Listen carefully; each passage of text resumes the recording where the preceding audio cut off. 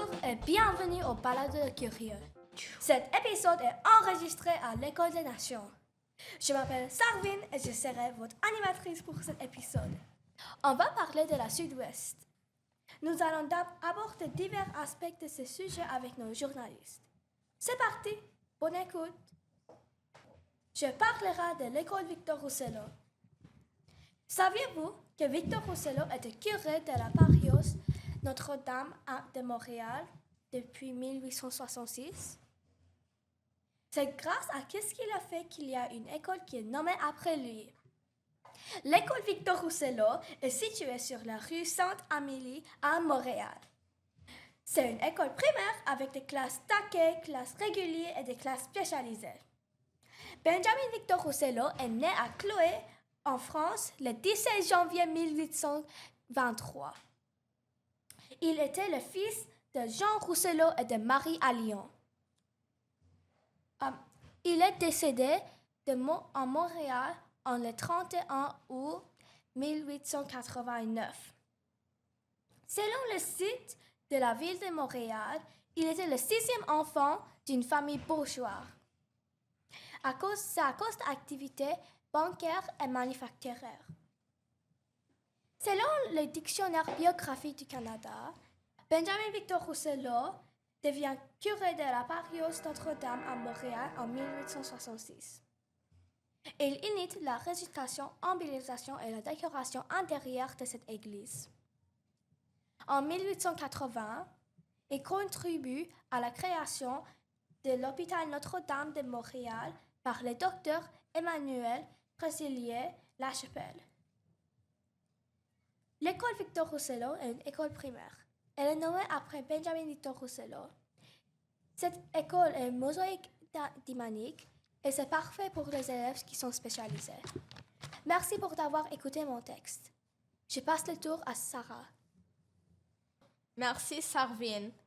Connaissez-vous le pont Samuel de Champlain et à quoi il sert? Nommé en l'honneur de Samuel Champlain pour se rappeler de lui, il est le fondateur de la ville de Québec en 1608. Il est aussi un cartographe, un explorateur, un administrateur colonial et un auteur.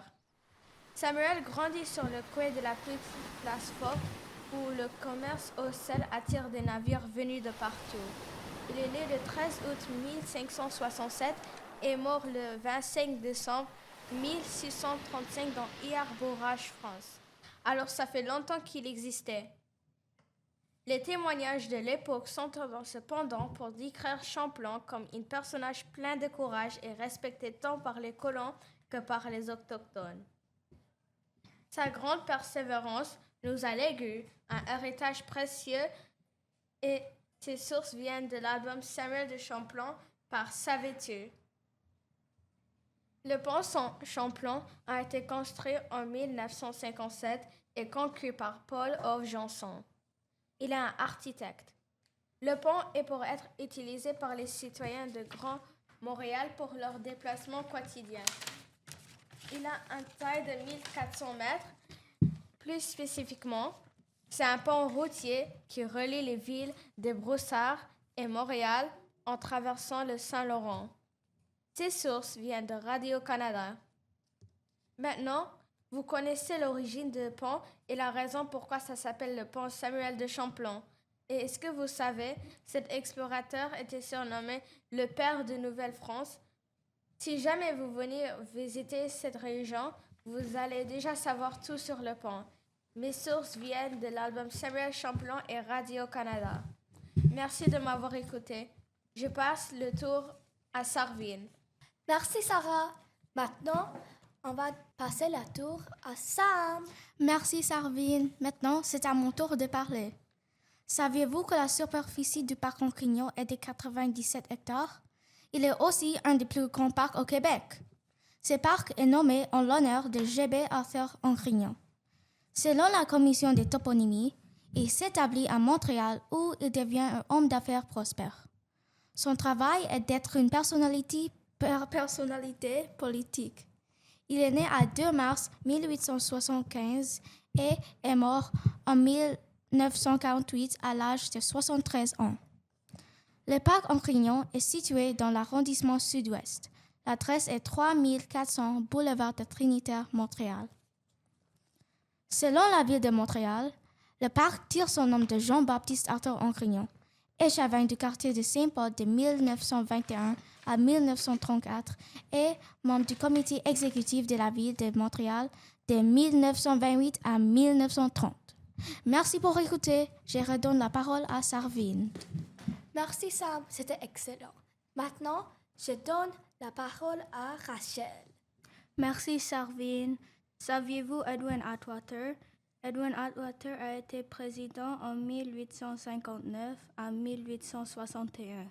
Selon le site de biographie, Edwin Atwater est né le 14 septembre 1808 à Williston, dans l'État du Vermont aux États-Unis, et il est décédé le 18 juin 1874. Il joue un rôle important dans le développement de Montréal.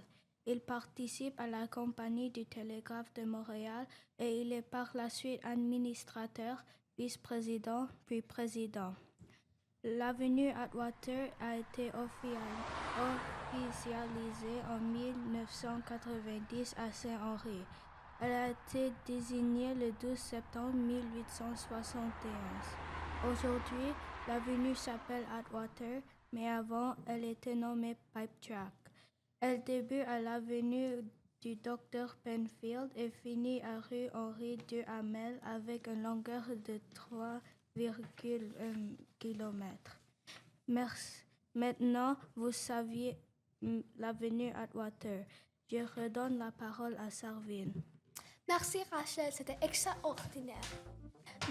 Donc, ici, c'est la fin de balado. Merci pour écouter, c'était excellent.